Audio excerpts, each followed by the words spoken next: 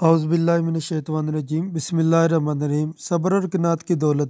حضرت سیدنا احمد بن حسین رحمۃ اللہ تعالیٰ عنہ فرماتے کہ میں نے حضرت سیدنا ابو عبداللہ محاملی علیہ الرحمہ کو یہ فرماتے ہوئے سنا، عید الفطر کے دن نماز عید کے بعد میں نے سوچا کہ آج عید کا دن ہے، کیا ہی اچھا ہو کہ میں حضرت سیدنا داؤد بن علی علیہ الرحمہ کی بارگاہ میں حاضر ہو کر انہیں عید کی مبارکباد دوں۔ آج تو خوشی کا دن ہے، ان سے ضرور ملاقات کرنی چاہیے۔ چنانچہ اسی خیال کے پیش نظر میں حضرت سیدنا داؤد بن علی علیہ الرحمہ کے گھر کی جانب چل دیا۔ وہ سادگی پسند بزرگ تھے اور ایک سادہ سے مکان میں رہتے تھے۔ میں نے وہاں پہنچ کر دروازہ کھٹکھٹایا اور اندر آنے کی اجازت چاہی تو انہوں نے مجھے اندر بلا لیا۔ جب میں کمرے میں داخل ہوا تو دیکھا کہ آپ علیہ رحمت کے سامنے ایک برتن میں پھلوں اور سبزیوں کے چھلکے اور ایک برتن میں آٹے کی بور یعنی بھوسی رکھی ہوئی تھی اور آپ علیہ رحمت اسے کھا رہے تھے۔ یہ دیکھ کر مجھے بڑی حیرت ہوئی۔ میں نے انہیں عید کی مبارکباد دی اور سوچنے لگا کہ آج عید کا دن ہے، ہر شخص انواع و اقسام کے کھانوں کا اہتمام کر رہا ہے، لیکن آپ علیہ رحمت آج کے دن بھی اسی حالت میں رہیں گے کہ چھلکے اور آٹے کی بھوسی کھا کر گزارا کریں گے۔ میں نہایت غم کے عالم میں وہاں سے رخصت ہوا اور اپنے ایک صاحب ثروت دوست کے پاس پہنچا جس کا نام جرجانی مشہور تھا۔ جب اس نے مجھے دیکھا تو کہنے لگا، حضور کس چیز نے آپ کو پریشان کر دیا؟ اللہ عز و جل آپ کی مدد فرمائے، آپ کو ہمیشہ خوش و خرم رکھے، میرے لیے کیا حکم ہے؟ میں نے کہا، اے جرجانی، تمہارے پڑوس میں اللہ عز و جل کا ایک ولی رہتا ہے۔ آج عید کا دن ہے لیکن یہ حالت ہے کہ کوئی چیز خرید کر نہیں کھا سکتا۔ میں نے دیکھا کہ وہ پھلوں کے چھلکے کھا رہے تھے۔ تم تو نیکیوں کے معاملے میں بہت زیادہ حریص ہو، تم اپنے اس پڑوسی کی مدد سے غافل کیوں ہو؟ یہ سن کر اس نے کہا، حضور آپ جس شخص کی بات کر رہے ہیں وہ دنیا دار لوگوں سے بہت دور رہنا پسند کرتا ہے۔ میں نے آج صبح 1000 درہم بھجوائے اور اپنے ایک غلام کو بھی ان کی خدمت میں بھیجا، لیکن انہوں نے میرے درہم اور غلام کو یہ کہہ کر واپس بھیج دیا کہ جاؤ اور اپنے مالک سے کہہ دینا کہ تم نے مجھے کیا سمجھ کر یہ درہم بھجوائے ہیں؟ کیا میں نے تجھ سے اپنی حالت کے بارے میں کوئی شکایت کی ہے؟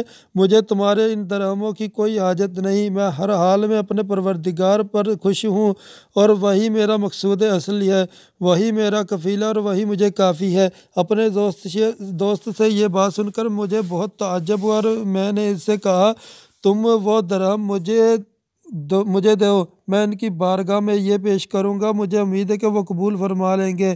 اس نے فوراً غلام کو حکم دیا، 1000 درہموں سے بھرے ہوئے 2 تھیلے لاؤ۔ پھر اس نے مجھ سے کہا، 1000 درہم میرے پڑوسی کے لیے اور 1000 درہم آپ کے لیے تحفہ ہے، آپ یہ حقیر سا نذرانہ قبول فرمائیں۔ میں وہ 2000 درہم لے کر حضرت سیدنا داؤد بن علی علیہ رحمہ کے مقام پر پہنچا اور دروازے پر دستک دی۔